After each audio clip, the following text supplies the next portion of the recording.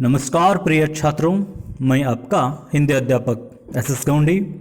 तो आज हम द्वितीय पीयूसी साहित्य गौरव के प्रथम सोपान में गद्य भाग सुजान भगत प्रेमचंद्र जी द्वारा लिखित पाठ को देखेंगे।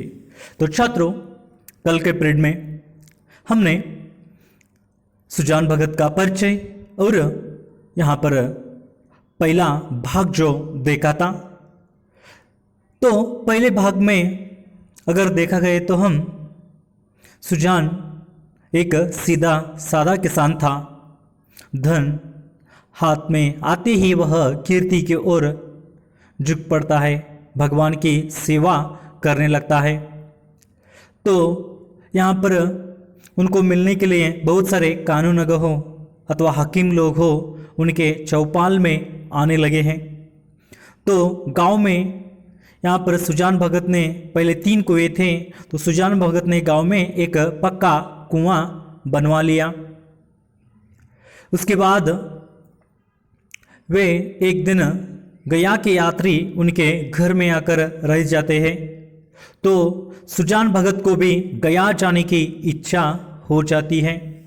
तो वह गया होकर आकर यज्ञ ब्रह्म भोजन यहाँ पर कर लेता है।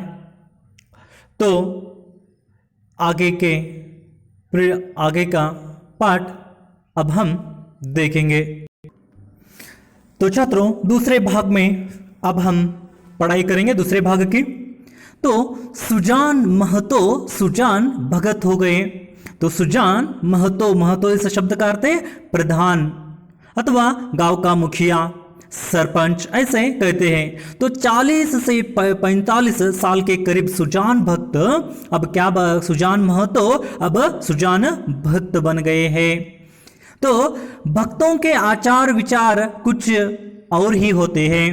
तो किसान की जिंदगी अलग सी थी और यहाँ पर भक्तों की जिंदगी जो जीने का ढंग जो है, जीने का तरीका जो है अलग सा ही होता है। भक्त और किसान को जैसा पर फर्क यहाँ पर होता है जीने के तरीके में। तो वह बिना स्नान किए कुछ भी नहीं खाता, यानी कि भक्त बिना स्नान किए कुछ भी नहीं खाता। तो अब हम क्या देख रहे हैं, भक्त कैसा होना चाहिए, भक्त किन किन नियमों का पालन करना चाहिए, इसकी जानकारी अब हम ले रहे हैं। भक्त जो है स्नान किए बिना कुछ नहीं खाता। गंगा से अगर घर से दूर हो और वह रोज स्नान करके दोपहर तक घर न लौट सकता हो तो पर्वों के दिन तो उसे अवश्य ही नहाना चाहिए। तो भक्त बनने का और एक सोच है कि यहाँ पर गंगा स्नान करना चाहिए। तो गंगा स्नान उन्हें करना चाहिए भक्त जो होते हैं। तो यहाँ पर हर दिन गंगा स्नान करने के लिए भक्तों से नहीं होता है, तो उन्हें क्या करना चाहिए, पर्वों के दिन पर यानी कि त्योहारों के दिन में जाकर अवश्य ही उन्हें क्या करना चाहिए, यानी कि यहाँ पर गंगा स्नान करना चाहिए।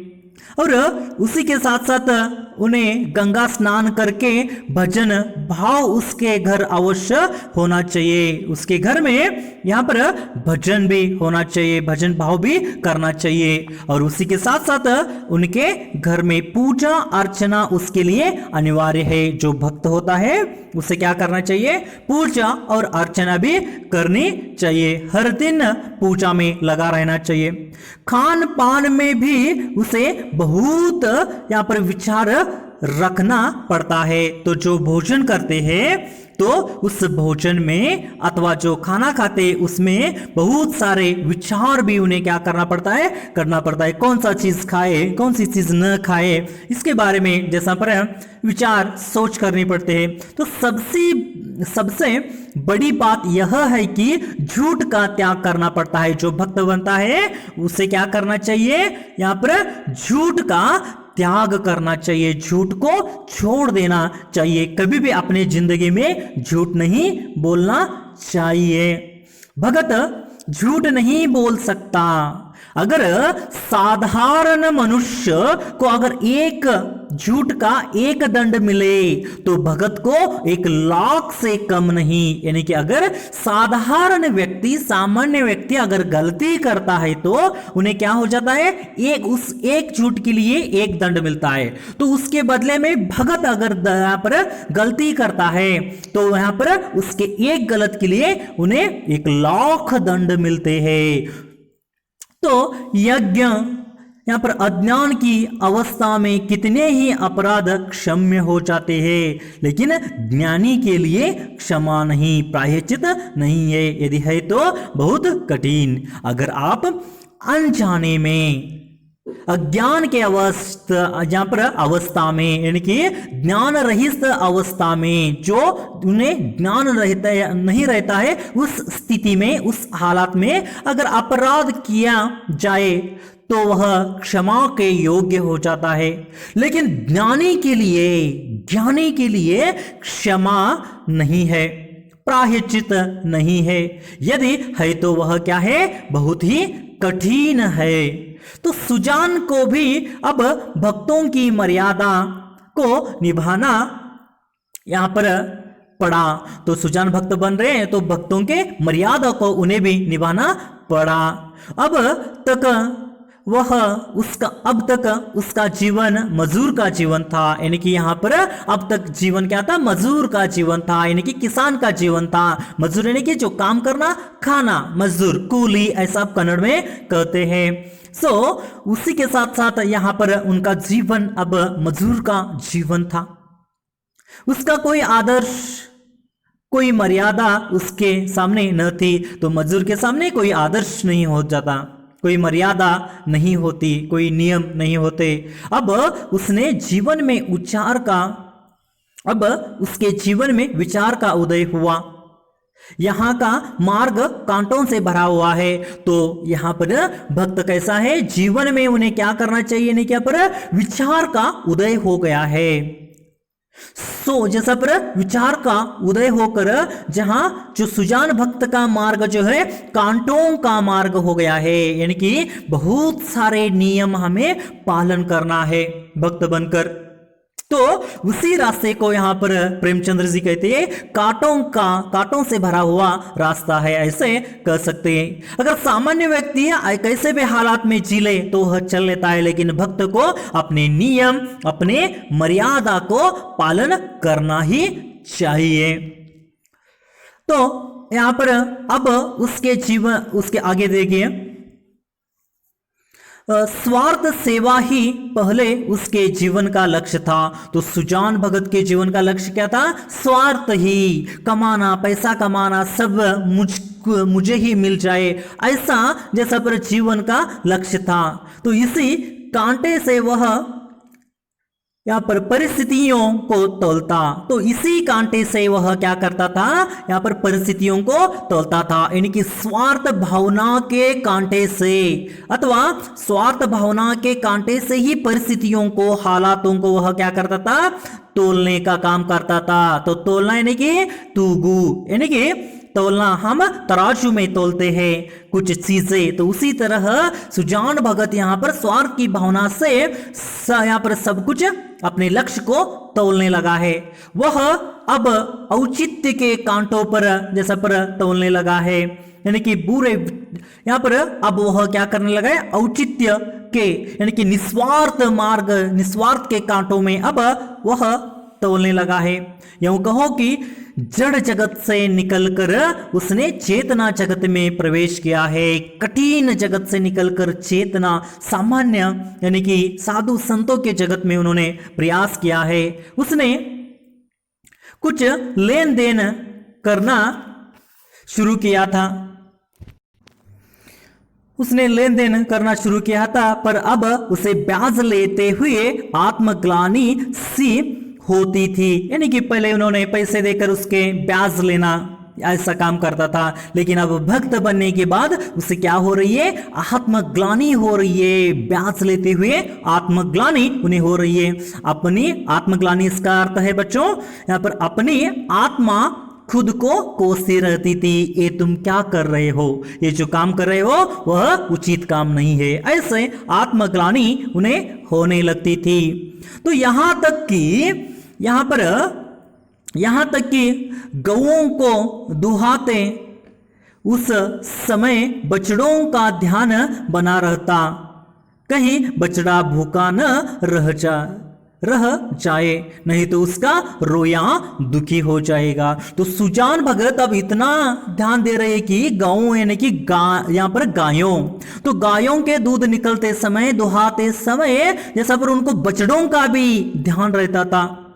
अगर सारा दूध जैसा पर लोगों में बांट लिया तो बछड़े क्या दूध का जैसा पर कितना दूध पी सकते हैं, तो इसके बारे में भी वह जैसा पर क्या कर सकते विचार अब करने लगे हैं। अगर बछड़े यहां पर भूख से रह जाते हैं अथवा भूखे रह जाते तो उसका रोया दुखी हो जाता था। रोया दुखी होना मतलब उसी को कष्ट होना, उसे कष्ट होता है, ऐसी सोच उनकी थी। तो वह गांव का मुखिया था, कितने ही मुकदमों को में उसने झूठी शहादतें बनवाई, कितनों से यहां पर डांट लेकर मामले रफा दफा कर दिया। तो सुजान भगत ने गांव में क्या किया था, यानी कि यहां पर वह गांव के मुखिया होने के नाते वह गांव में जैसा पर जो भी मुकदमे होते थे, केसेस ऐसे अंग्रेजी में कहते हैं, तो जो भी मुकदमे होते हैं तो उसको उसने झूठी शहादतें यानी कि झूठी यहाँ पर गवाही, झूठा प्रूफ बनवा कर उन्होंने क्या किया था, यानी कि यहाँ पर कितनों ने डंडा लेकर यहाँ पर मामले का रफा का दफा कर दिया था। तो मामले का रफा का दफा करना यानी कि मामला बदल देना, यहां पर झूठ का सही, सही का झूठ करना, ऐसा काम सुजान पहले किया था। अब इन व्यापारियों से उसे घृणा होती थी। तो जो व्यापारी जो है उन व्यापारियों से भी सुजान भगत को क्या हो रही है, घृणा होती है, तिरस्कार होती थी। झूठ और प्रपंच से कोसों दूर भागता था, यानी कि झूठ और प्रपंच जैसा पर झूठ और प्रपंच से कोसों दूर सुजान अब भाग रहा है, झूठ से उन्हें नफरत हो रही है।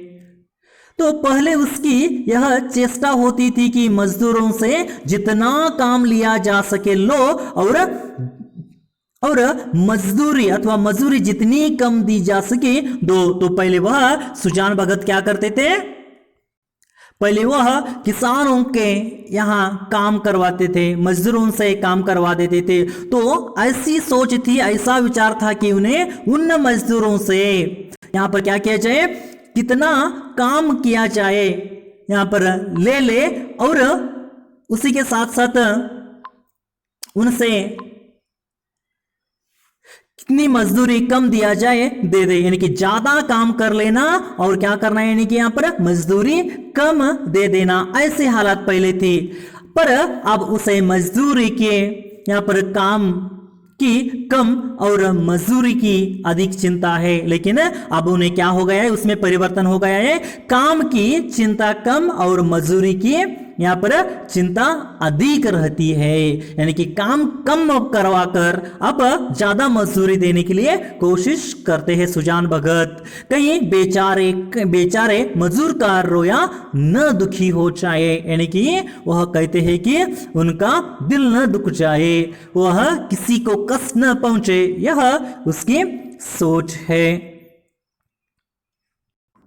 तो यह वाक्यांश यहाँ पर वह उसका वाक्यांश सा हो गया था, किसी का रोया दुखी न हो, यानी कि किसी को कष्ट न मिले मेरी वजह से, सभी लोग समाज के खुशी से रहे, खुशी के साथ रहे, ऐसा परिवर्तन सुजान भगत में आ गया था। तो उसके दोनों जवान बेटे बात बात पर में उस पर फब्तियां कसते, यानी कि सुजान भगत के यहाँ पर बात बात पर दोनों जवान बेटे, तो दो बेटे हैं सुजान को, बड़े का नाम भोला और दूसरे का छोटे का नाम शंकर, और उनकी पत्नी बुलाकी, ये आपको ध्यान में रखना है।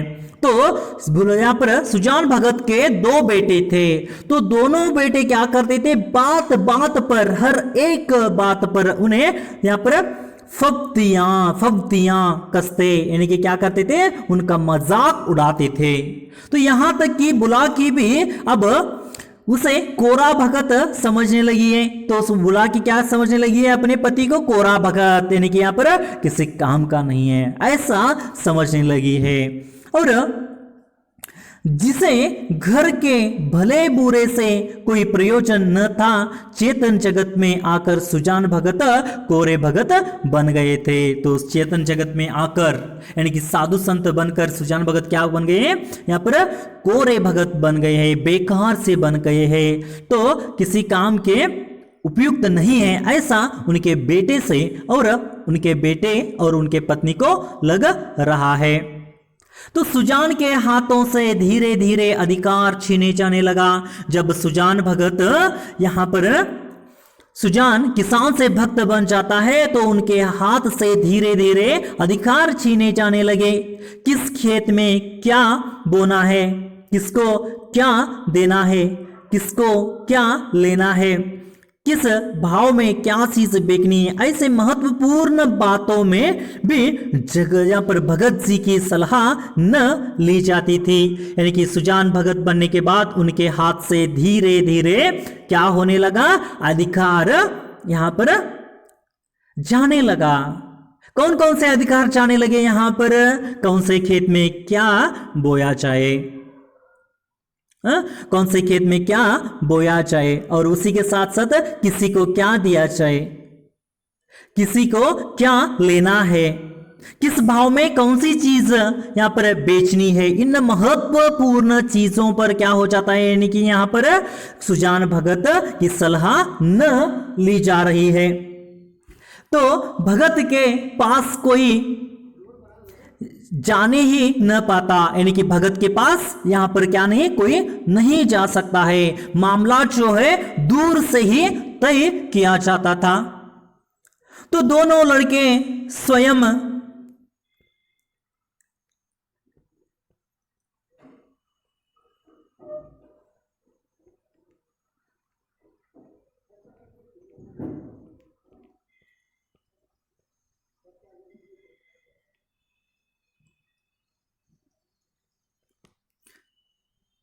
तो दोनों लड़के स्वयं अब क्या करने लगे हैं, यानी कि दोनों लड़के यानी कि भोला और शंकर और स्वयं बुला की दूर से ही मामला तय कर लिया करती।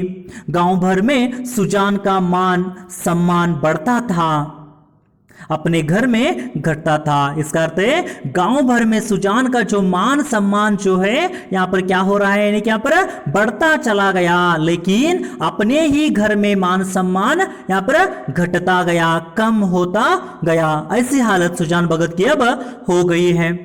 तो लड़के उसका सत्कार अब बहुत करते हैं, यानी कि लड़के क्या करते हैं, सुजान भगत का सत्कार करते हैं, उनका यहां पर उन्हें इज्जत देते हैं, उनका सब काम करते हैं। तो हाथ से चारपाई उठाते देख लफक कर खुद उठा लाते, यानी कि हाथ में अगर सुजान भगत उठकर चारपाई उठाता है तो उसको लपकते और क्या करते थे, यानी कि यहां पर खुद ही चारपाई को जैसा पर यहां पर डाल देते थे।